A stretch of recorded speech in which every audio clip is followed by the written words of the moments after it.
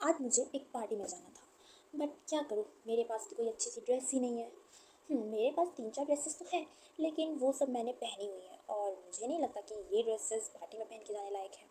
So suddenly मेरे दिमाग में एक आइडिया आया, क्यों ना मैं अपनी इन्हीं ड्रेसेस से रिकॉम्बिनेशन करके एक न्यू ड्रेस बना लूँ। तो फिर क्या था, मैंने एक ड्रेस से टॉप उठाया, तो दूसरी ड्रेस से स्कर्ट उठाई, तीसरी ड्रेस से दुपट्टा उठाया, तो फोर्थ ड्रेस से शूज़ उठाए। इसी तरीके से मैंने बनाई अपनी एक ब्रांड न्यू ड्रेस, और जिसे मैं पार्टी में आज पहन के जाने वाली हूँ। Hi everyone, I hope you all are well. So let's start learn biotech. आज आप समझ ही गए होंगे कि आज हम कौन सा टॉपिक पढ़ने वाले हैं। तो आज का टॉपिक है हमारा recombinant DNA technology. Recombinant DNA technology एक ऐसी टेक्नोलॉजी है जहाँ पे दो या दो से ज़्यादा डीएनए को रिकम्बाइन कराया जाता है एक नया कॉम्बिनेशन बनाने के लिए डीएनए का, जिस कॉम्बिनेशन के थ्रू हम अपने अकॉर्डिंग का प्रोडक्ट बना सकते हैं और उसको यूज़ कर सकते हैं अपने अकॉर्डिंग। ठीक है। Recombinant DNA is the DNA that is composed of sequences that are derived from different sources. आज हम रिकॉम्बिनेंट डीएनए टेक्नोलॉजी का एक छोटा सा ओवरव्यू पढ़ेंगे कि कैसे ये यूज़फुल है ह्यूमंस के लिए और किस तरीके से इसका पूरा प्रोसेस है। आज हम इसके कुछ बेसिक स्टेप्स पढ़ने जा रहे हैं, तो चलिए स्टार्ट करते हैं फर्स्ट स्टेप से। हमारा फर्स्ट स्टेप है DNA isolation of genetic material, it means DNA. DNA का आइसोलेशन हम सबसे पहले करेंगे। सिंपल सी बात है कि हमें रिकॉम्बिनेशन बनाना है डीएनए का, और डीएनए का रिकॉम्बिनेशन बनाने के लिए हमें एक प्योर डीएनए तो चाहिए ना। तो अब देखिए, हमारे पास एक सेल है, सेल में सेल वॉल होती है, फिर उसके अंदर साइटोप्लाज्म होता है, फिर न्यूक्लियर एनवेलप होता है, उसके अंदर जाके कहीं हमारा डीएनए होता है। ठीक है, जेनेटिक मटेरियल। अब वो डीएनए हमें आइसोलेट करना है, तो उसके लिए हमें कुछ स्पेसिफिक एंजाइम्स चाहिए होंगे, और हर एक सेल के लिए जो सेल के लिए स्पेसिफिक एंजाइम होता है। ठीक है, तो वो यहाँ पे एंजाइम यूज़ होता है उसकी सेल वॉल को डाइजेस्ट करने के लिए। सेल वॉल डाइजेस्ट होगी तो उसके बाद हम उसको डीएनए को न्यूक्लियस से निकाल सकते हैं। तो जैसे इसमें कुछ एग्जांपल्स गिवन है, डाइजेस्टिंग एंजाइम, जैसे लाइजोजाइम एंजाइम यूज़ होता है किसके लिए, बैक्टीरियल सेल के लिए। ओके, बैक्टीरियल सेल के लिए यूज़ होता है lysozyme enzyme.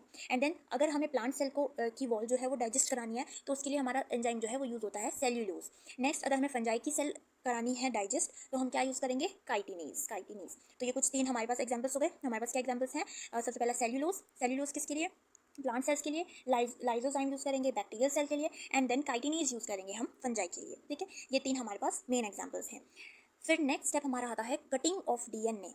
Right, next step हमारा क्या है, cutting of DNA at specific location. ये चीज़ ध्यान रखिए, स्पेसिफिक लोकेशन। हमारे पास डीएनए है, हमें उसका कौन सा पार्ट चाहिए, कौन सा कैरेक्टर चाहिए, कौन सा जीन चाहिए जिसके अंदर वो कैरेक्टर है, वो जीन हमें आइसोलेट करना है, उस जीन को कट करना है डीएनए से, एंड देन हमें वो दूसरे डीएनए के अंदर ट्रांसफर कराना है।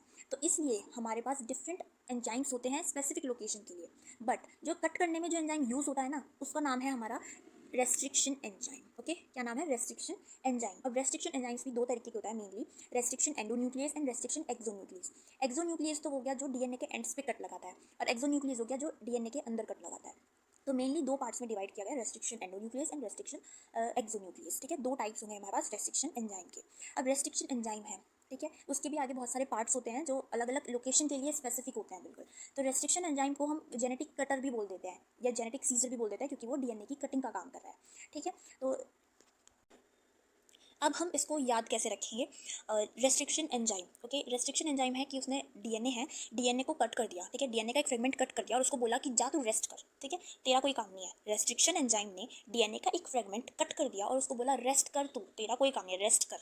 रेस्ट कर से याद रखना रेस्ट्रिक्शन एंजाइम। ठीक है, कि रेस्ट्रिक्शन एंजाइम ने उस फ्रेगमेंट को कट कर दिया और उसको बोला कि तू रेस्ट कर। ठीक है, तो ये हो गया रेस्ट्रिक्शन एंजाइम। अब हम नेक्स्ट पॉइंट देखते हैं। नेक्स्ट पॉइंट है हमारा जॉइनिंग ऑफ डीएनए फ्रेगमेंट। अब जो फ्रेगमेंट कट हो गया था, ठीक है, अब वो ऐसे ही तो पड़ा नहीं रहेगा, उसको दूसरे डीएनए में भी ज्वाइन होना है। दूसरे डीएनए में ज्वाइन होगा तो उसी के बाद तो हमारा रिकॉम्बिनेंट डीएनए बनेगा, है ना। तो इसलिए ज्वाइन होने के लिए उसको किसकी ज़रूरत है, ज्वाइन होने के लिए उसको ज़रूरत है फेविकॉल की।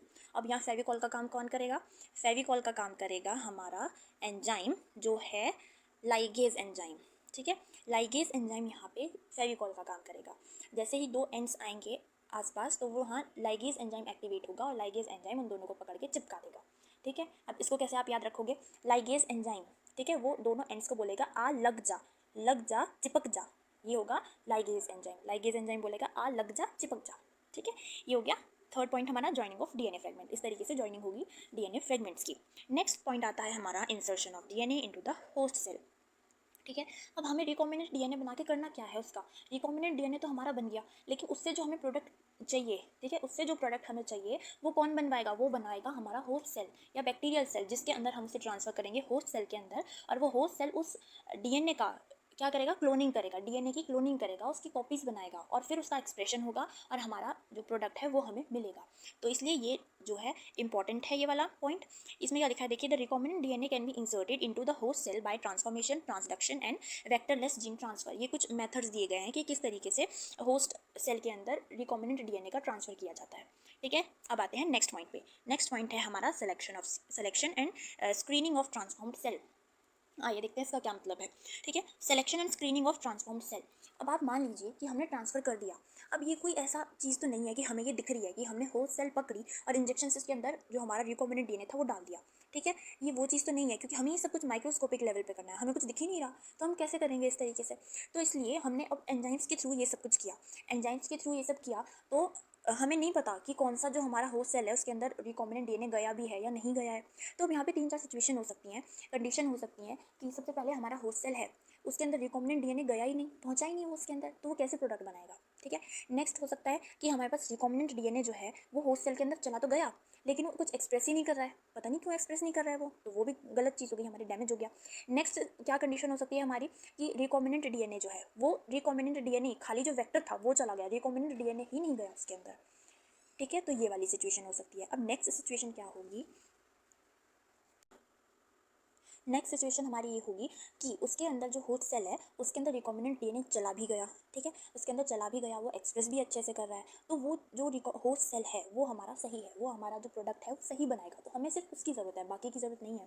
तो हमें यहाँ पे ये सेलेक्ट करना पड़ता है। ठीक है, जब हम इसका सिलेक्शन करेंगे, ठीक है, इसका सिलेक्शन करेंगे तभी तो हमें पता चलेगा कि कौन सा वाला सही है, जो सही है हमें वही तो चाहिए उसके अंदर। ठीक है, यहाँ पे भी कुछ मेथड्स दिए हुए हैं जैसे immunological method, nucleic acid hybridization and blue white screening और इंसर्शनल इनएक्टिवेशन, ये कुछ मेथड्स दिए हुए हैं। तो ये हमारे पास कुछ बेसिक स्टेप्स थे, एक बार फिर से देख लेते हैं। Isolation of DNA, it is our first step. Okay, next step is cutting of DNA at specific location, joining of DNA fragment and insertion of DNA into the host cell, and the last one is selection and screening of transformed cell। ये 5 steps थे, basic steps थे जो recombinant DNA technology के अंदर perform किए जाते हैं। चलिए अब थोड़ा सा इसे डायग्रामेटिकली हम समझ लेते हैं। तो देखिए हमारे पास यहाँ एक तरफ है डोनर सेल और एक तरफ है bacterial cell. Donor cell means वो सेल जिससे हमें अपना जीन ऑफ इंटरेस्ट निकालना है, ठीक है, जिसका कैरेक्टर हमें दूसरे जीन में चाहिए या फिर जिस जीन का हमें एक्सप्रेशन कराना है। ठीक है, तो इसका हमने डीएनए निकाला, इस डीएनए को नाम दिया फॉरेन डीएनए। अब ये है कि हमने इसको फॉरेन डीएनए क्यों नाम दिया, ये कोई फॉरेन से थोड़ी ना आया है। तो हमने क्या किया, इसको नाम फॉरेन इसलिए दिया है क्योंकि हम इसे प्लाज्मिड के अंदर ट्रांसफ़र कराने वाले हैं। अब प्लाज्मिड के अंदर ट्रांसफ़र कराएंगे तो प्लाज्मिड को तो वो फॉरेन ही लगेगा कि वो फॉरेन से ही आया, क्योंकि वो बैक्टीरिया के अंदर का तो डीएनए नहीं है, वो बाहर से आया, तो इसलिए वो इसको नाम हमने फॉरेन डीएनए नाम दिया है। ठीक है, फिर देखिए फॉरेन डीएनए हमने इसको नाम दिया। अब फॉरेन डीएनए का हम क्या करेंगे, कटिंग करेंगे। कटिंग किसके थ्रू करते हैं, रेस्ट्रिक्शन एंजाइम। कैसे याद रखेंगे, रेस्ट कर, कट कर दिया तो रेस्ट कर, restriction enzyme. Okay, restriction enzyme से हमने इसके फ्रेगमेंट्स बना लिए यहाँ पे। अब इस फ्रेगमेंट्स में से हमें जो भी फ्रेगमेंट चाहिए, first second third, in first second third में से जो भी फ्रेगमेंट हमें चाहिए उसको हम ट्रांसफ़र कराएंगे इस प्लाज्मिड के अंदर।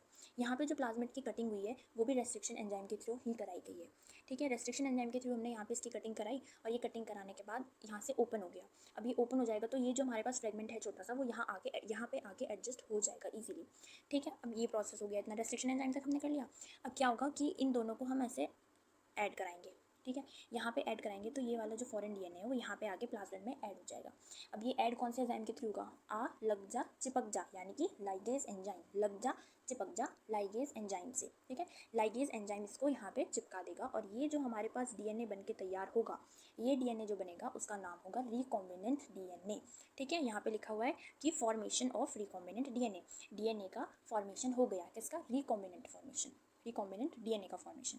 नेक्स्ट आता है हमारा step, host bacterium with recombinant DNA. जो हमने ये बैक्टीरिया लिया था, ठीक है, ये वाला बैक्टीरिया जो लिया था इसके अंदर से हमने प्लाज्मिड निकाला था। अब इस प्लाज्मिड का रिकॉम्बिनेंट डीएनए बना के हमने दोबारा से उसी बैक्टीरिया के अंदर डाल दिया, क्योंकि हमें क्लोनिंग करानी है। क्लोनिंग कौन कराएगा, क्लोनिंग कराएगा ये बैक्टीरियल सेल। ठीक है, इस बैक्टीरियल सेल के अंदर हमने ये डाल दिया। फिर नेक्स्ट स्टेप क्या हुआ कि प्लाज्मिड इस बैक्टीरियल सेल के अंदर क्लोन कर गया, अपनी कॉपीज़ बना ली प्लाज्मिड ने। फिर ये कॉपीज़ बनाएगा, कॉपीज़ बनाने के बाद जो बैक्टीरियल सेल है वो अपनी कॉपी बनाएगा। ठीक है, वो अपनी कॉपी बनाने के बाद हमारे पास एक कॉलोनी हो जाएगी इन्हीं बैक्टीरिया की। देखिए, clones of engineer bacterium in a medium, एक मीडियम के अंदर इस बैक्टीरिया की क्लोन्स बनने लगेंगे और क्लोन्स बनने के बाद वहाँ पे हमारे पास एक कॉलोनी बन जाएगी रिकॉम्बिनेंट डीएनए जिन बैक्टीरिया के अंदर प्रेजेंट होगा। उन बैक्टीरिया की हमारे पास क्लोनिंग हो जाएगी, कॉलोनी बन जाएगी। फिर कॉलोनी बनने के बाद हम इसमें से रिकॉम्बिनेंट प्रोडक्ट जो हमें बनाना था वो बन जाएगा, ठीक है। एक कॉलोनी के अंदर रिकॉम्बिनेंट प्रोडक्ट हमारा बन जाएगा और उस रिकॉम्बिनेंट प्रोडक्ट को हम डाउन स्ट्रीमिंग प्रोसेस के थ्रू प्योरीफाई कर लेंगे, ठीक है। प्योरीफाई का एक मेथड होता है ये डाउन स्ट्रीमिंग मेथड, जिससे हम प्योरीफाई और सेपरेशन कर लेते हैं अपने प्रोडक्ट का। तो जो हमें प्रोडक्ट चाहिए था वो हमारा बन गया किसके थ्रू, इस रिकॉम्बिनेंट डीएनए टेक्नोलॉजी के थ्रू, ठीक है। तो ये था हमारा छोटा सा रिकॉम्बिनेंट डीएनए टेक्नोलॉजी का एक छोटा सा ओवरव्यू।